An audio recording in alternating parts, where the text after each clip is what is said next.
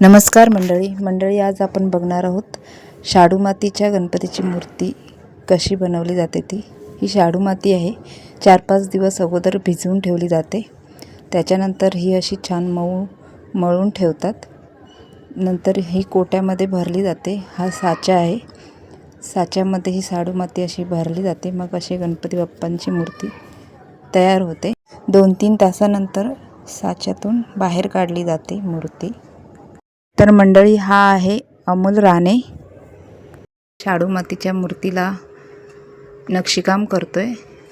तुम्ही बघू शकता, छान अशी मूर्ती आहे शाडू मातीची।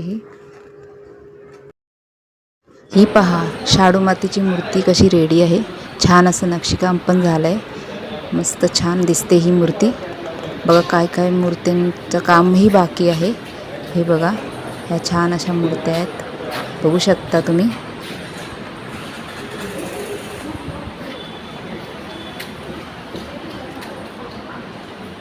या मूर्तीला अजून पेंटिंग पण करायची बाकी आहे। ह्या बघा कशा छान छान मूर्त्या आहेत, किती छान वाटतात सगळ्या मूर्त्या। ही बघा दगडूशेठ गणपती बाप्पांसारखी सेम मूर्ती आहे, किती छान दिसते, बघू शकता। काय काय मूर्त्यांच्या काम पण बाकी आहेत। सगळ्या मूर्त्या खूप छान दिसतात। हे सगळ्या शाडू मातीच्या मूर्त्या आहेत।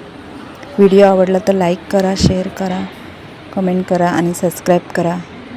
थँक्यू।